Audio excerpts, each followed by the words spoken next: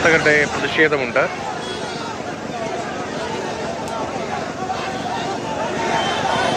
രാഷ്ട്രീയ വൈര്യം അത് പലപ്പോഴും പരസ്യമായി പ്രകടമായിട്ടുണ്ട് തമിഴ്നാട് രാഷ്ട്രീയത്തിൽ. ഇപ്പോൾ കരുണാനിധിയുടെ അറസ്റ്റ്, DMK നേതാക്കളുമായി ബന്ധപ്പെട്ടും കരുണാനിധി കുടുംബവുമായി ബന്ധപ്പെട്ട നിരവധി കേസുകൾ, ജയലളിതയ്ക്കെതിരായ കേസ്, അറസ്റ്റ്, ജയിൽവാസം, അങ്ങനെ പല സംഭവങ്ങൾ, നാടകീയമായ പല സംഭവങ്ങളും രാഷ്ട്രീയ വൈര്യം എപ്പോഴും പരസ്പരം പ്രകടിപ്പിക്കാറുണ്ട് തമിഴ്നാട് രാഷ്ട്രീയത്തിൽ.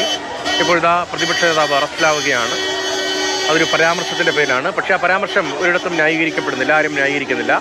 ഉദയനിധി സ്റ്റാലിൻ തന്നെ അതിനെ ന്യായീകരിക്കുന്നത് താൻ ഉദ്ദേശിച്ച കാവേരി നദീജലത്തെക്കുറിച്ചാണ് എന്നൊരു വാചകം കൊണ്ടാണ്.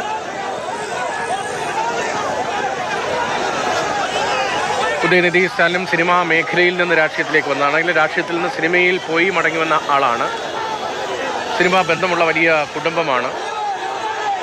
സഹപ്രവർത്തകയാണ് തൃഷ. പേര് പരാമർശിച്ചില്ല എങ്കിലും സദസ്സിൽ നിന്ന് ആ പേര് ഉയരുമ്പോഴായിരുന്നു പ്രതികരണം. അതും ചിരിച്ചുകൊണ്ടുള്ളൊരു പ്രതികരണമായിരുന്നു. ആക്ഷേപവും അപമാനവും ആ നിലയിലാണ് ഇപ്പോൾ ചർച്ചകൾ നടക്കുന്നത്. അതിനിടയിലാണ് തഞ്ചാവൂർ പോലീസ് കേസ് രജിസ്റ്റർ ചെയ്ത് ഉദയനിധി സ്റ്റാലിനെ കസ്റ്റഡി എടുത്ത് കൊണ്ടുപോകുന്നത്.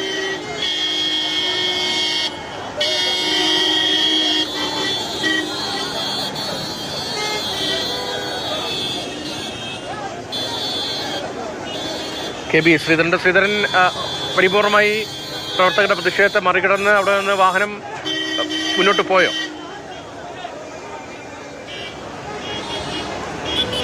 വാഹനം ഇപ്പോൾ ECR റോഡിലൂടെ തിരുവാൻമിയൂർ വഴിയാണ് പോകുന്നത്. തഞ്ചാവൂർ ഈസ്റ്റ് പോലീസ് സ്റ്റേഷനിലേക്കാണ് കൊണ്ടുപോകുന്നത് എന്ന് വേണം മനസ്സിലാക്കാൻ. ഇക്കാര്യത്തിലൊരു അല്പസമയത്തിനും തന്നെ ഒരു വ്യക്തത വരും.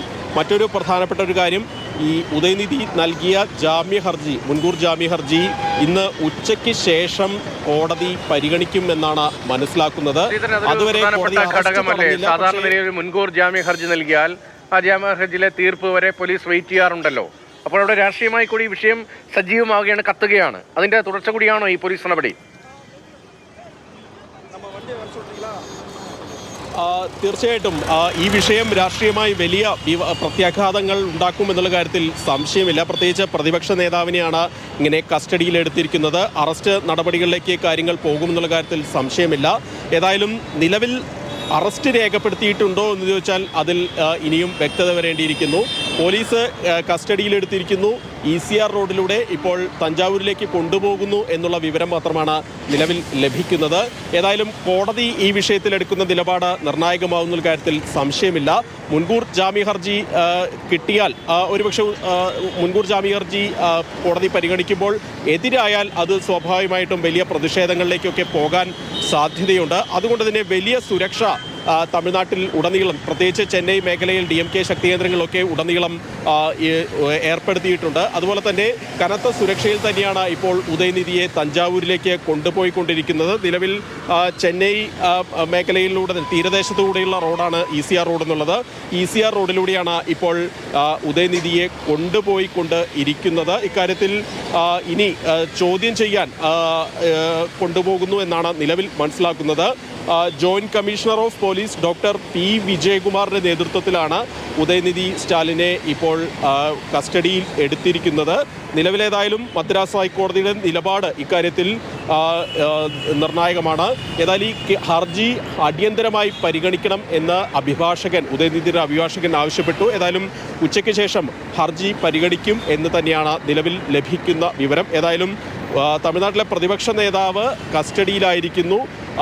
6 വകുപ്പുകൾ, സ്ത്രീത്വത്തെ അപമാനിച്ച് ഉൾപ്പെടെയുള്ള 6 വകുപ്പുകളാണ് അദ്ദേഹത്തിനെതിരെ ചുമത്തിയിരിക്കുന്നത്. ഇക്കാര്യത്തിൽ ഒരു ഖേദപ്രകടനം ഇതുവരെ ഉദയനിധിയുടെ ഭാഗത്തുനിന്ന് ഉണ്ടായിട്ടില്ല. വലിയ നാടകീയ രംഗങ്ങൾ ഈ ഉദയനിധി അറസ്റ്റ് ചെയ്യാൻ അല്ലെങ്കിൽ കസ്റ്റഡിയിലെടുക്കാൻ പോലീസ് വന്ന സമയത്ത് ഉണ്ടായി എന്നുള്ളതും കൂടി എടുത്തു പറയേണ്ട ഒരു കാര്യമാണ്. DMK പ്രവർത്തകരുടെ ഭാഗത്ത് നിന്ന് വലിയ പ്രതിരോധം ഉണ്ടായി. ഉദയനിധി പക്ഷേ പോലീസിനോടൊപ്പം സഹകരിച്ചുകൊണ്ട് പോവുകയാണ് ചെയ്തത്. പക്ഷേ ഇതിന് പുറത്ത് വലിയ പ്രതിഷേധം DMK പ്രവർത്തകരുടെ ഭാഗത്തുനിന്ന് ഉണ്ടായി.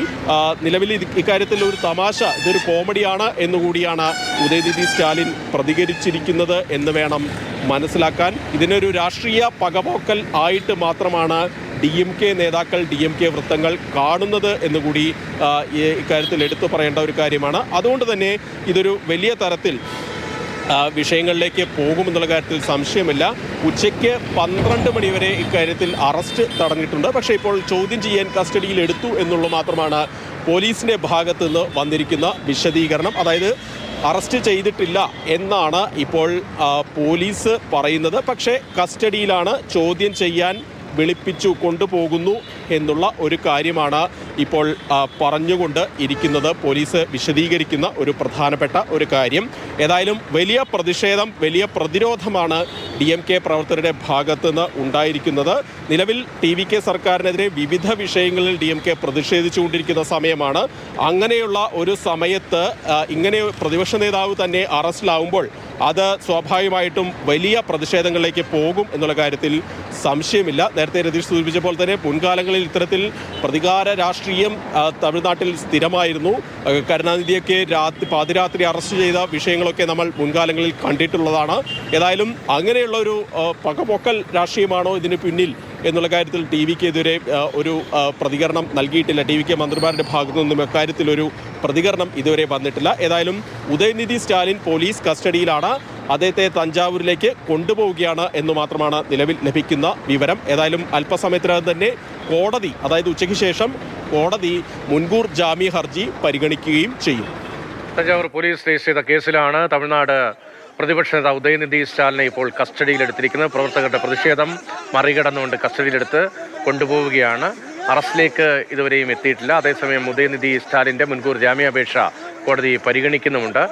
ദേശീയ വനിതാ കമ്മീഷൻ ഉൾപ്പെടെ പരാതികൾ ഉദയനിധി സ്റ്റാലിന് എതിരെ നൽകിയിട്ടുണ്ട്. തമിഴ്നാട്ടിലെ വലിയ പുകലുണ്ടാക്കിയ വലിയ രാഷ്ട്രീയ വിഷയമാണ്, രാഷ്ട്രീയ വിവാദമാണ്, തൃഷയ്ക്കെതിരായ പരാമർശമാണ്. പക്ഷേ ഉദയനിധി സ്റ്റാലിൻ്റെ ഭാഗത്തുനിന്ന് തൃഷ എന്ന പേരുണ്ടായിരുന്നു. പക്ഷേ സദസ്സിൽ നിന്ന് തൃഷ എന്ന് വിളിക്കുന്നതിനിടയിലായിരുന്നു ആ പ്രതികരണം ഉണ്ടായത്, സ്ത്രീവിരുദ്ധ പരാമർശം ഉണ്ടായത്.